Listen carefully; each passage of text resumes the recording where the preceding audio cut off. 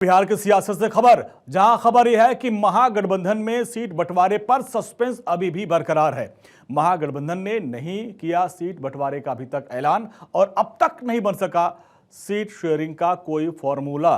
पहले चरण के नामांकन का आज समय खत्म हो चुका है, लेकिन अभी तक महागठबंधन में जो दल हैं उनके बीच सीट शेयरिंग का फॉर्मूला तय नहीं हो पाया। हालांकि इन सबके बीच कांग्रेस की तरफ से लिस्ट जारी की गई थी, नामांकन की प्रक्रिया शुरू होगी और आज पहले चरण के नामांकन खत्म हो चुका, लेकिन अभी भी अंदर खाने रस्साकसी चल रही है कांग्रेस आरजेडी के बीच में।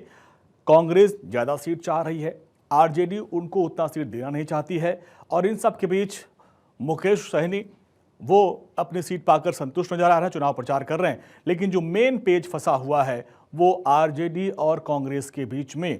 आरजेडी चाहती है कि वो 140 सीट से कम न लड़े, उसके ऊपर लड़े, और कांग्रेस में भी कम से कम 70 सीट, यानी जो पिछली बार था उससे कम पे वो भी तैयार नहीं हो रही है। इसको लेते हुए अभी भी यहाँ पर सस्पेंस बरकरार है। हालांकि कहा यह जा रहा है कि ऑल इज वेल, सब कुछ ठीक है। इसके पहले आपने देखा होगा कि दिल्ली में मैराथन बैठक हुई थी। यहाँ से जाने के बाद पटना में जब बिहार कांग्रेस के अध्यक्ष पहुंचे तो आपने देखा किस तरीके से वहाँ पर बवाल हुआ, हंगामा हुआ, और पप्पू यादव के समर्थकों और आरजेडी के समर्थकों में आज फिर से खबर आई कि वहाँ पर झड़प हुई है। तो इस तरीके से जो खबरें आ रही है उसमें अंदर खाने यही लग रहा है कि अभी भी वहाँ पे ज़बरदस्त गतिरोध जारी है।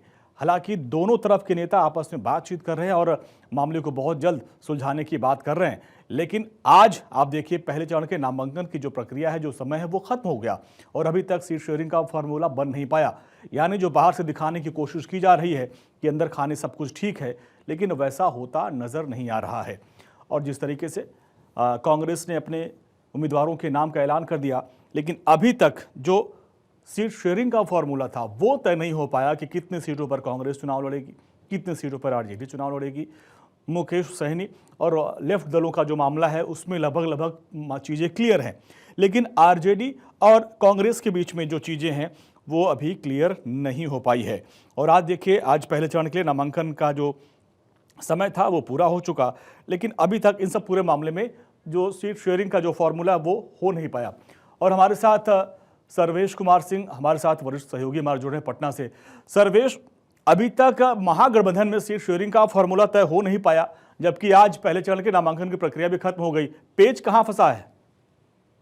देखिए, पेच कई मामलों में फंसा हुआ है। देखिए, जो 15 सीटें मुकेश सहनी को दी गई हैं, उसको लेकर मुकेश सहनी में नाराजगी थी। हालांकि कहा जा रहा है कि उनकी नाराजगी को दूर कर लिया गया। मुकेश सहनी के पास अब कोई चारा नहीं बचता था कि अब वो कैसे इस पूरे मामले में विवाद को आगे बढ़ाएं, क्योंकि उनसे राहुल गांधी ने बात की और कहा उनको कि सम्मानजनक सीटें आपको दी जाएगी, जिसके बाद उनको 15 सीटें दी गई और 2 एमएलसी की सीट और 1 राज्यसभा सीट उनको ऑफर की गई। कांग्रेस की जहां तक बात है, कांग्रेस से अभी तक स्पष्ट नहीं हो पाया कांग्रेस को कि कांग्रेस कितनी सीटों पर चुनाव लड़ेगी, आरजेडी कितनी सीटों पर चुनाव लड़ेगी। अभी जो जानकारी मिल पा रही है उसके मुताबिक आरजेडी के पास जो सीटें हैं वो उसकी संख्या 135 है और जो कांग्रेस को सीटें दी गई है उसमें 60 सीटें बताई जा रही है। कांग्रेस को 60 सीटें दी गई हैं, मुकेश सहनी को 15 सीटें दी गई हैं। तो इस तरीके से बंटवारा हुआ है के आसपास सीटें जो हैं वो आम दलों को नहीं दी गई। तो जो तस्वीरें हैं वो अभी तक जो आंकड़े हैं वो आंकड़े ही हैं, लेकिन कुछ तस्वीरें हैं वो स्पष्ट नहीं हो पाई, क्योंकि अभी तक कांग्रेस ने सिर्फ 48 लोगों की ही आधिकारिक पुष्टि की है, उन्हीं की ही सूची जारी की है। हालांकि नॉमिनेशन लगातार चल रहा है और माना यही जा रहा है कम से कम आज जो 121 उम्मीदवारों को जो नॉमिनेशन आज तक करना था वो महागठबंधन की तरफ से कर दिया गया, लेकिन किस दल ने किस चीज से कहाँ से नॉमिनेशन किया है ये अभी तक स्पष्ट नहीं हो पाया है। और जिस तरीके की तस्वीरें हैं उससे साफ पता चलता है कि आपस में कई जगहों पर गतिरोध है। कुल 4 सीट ऐसे थे जहाँ पे गतिरोध था, जिसमें 1 सीट जाले की, दरभंगा के जाले की सीट थी, जहाँ पे विवाद को खत्म किया गया है। वहाँ पे नौशाद आलम को कांग्रेस ने पहले टिकट दिया था और फिर वहाँ पे जो आरजेडी कैंडिडेट है ऋषि मिश्रा, उनको फिर कांग्रेस ने अपने पाले से टिकट दी है, क्योंकि आरजेडी वहाँ पे जाले से ऋषि मिश्रा को लड़ाना चाहती थी अपने टिकट से। जब बात नहीं बनी तो ऋषि मिश्रा को कांग्रेस से एक टिकट दी गई और कांग्रेस से कहा गया कि ऋषि मिश्रा कांग्रेस से फाइट करेंगे।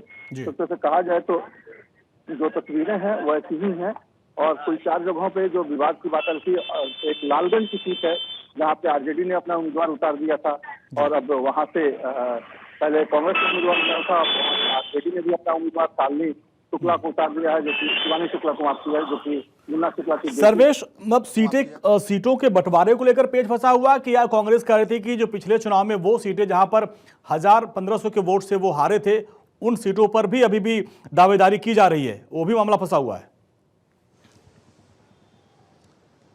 जी बिल्कुल, देखिए बछवाड़ा की सीट है, बलिया की सीट है, कई ऐसी सीटें हैं जिसमें कि कांग्रेस का दावा था कि वहाँ बहुत कम अंतराल से कांग्रेस चुनाव हारी थी और उन सीटों पे कांग्रेस चाह रही थी कि वहाँ पे कांग्रेस को फिर से एक बार मौका मिले चुनाव लड़ने का, लेकिन आरजेडी ने कहीं ना कहीं उन सीटों पर अपनी दावेदारी ठोक दी। तो एक तरह से दावेदारी को लेकर भी आपस में खींचतान बची हुई है और स्पष्ट नहीं हो पा रहा है कि टोटल जो 243 सीटें हैं उसमें किन किन सीटों पे कांग्रेस चुनाव लड़ रही है, किन किन सीटों पे आरजेडी चुनाव लड़ रही है, क्योंकि अभी तक आरजेडी की कोई आधिकारिक सूची नहीं आई है।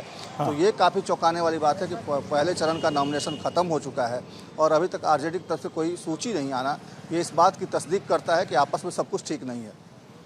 यहाँ पे कांग्रेस ने तो 48 का घोषणा कर दिया था, आरजेडी ने सिंबल दे दिया और लोग नामांकन कर रहे हैं। 121 विधानसभा सीटों के लिए नामांकन दाखिल किया गया, तो यानी 121 जो है गठबंधन के जो साथी हैं उन लोगों ने नामांकन कर दिया।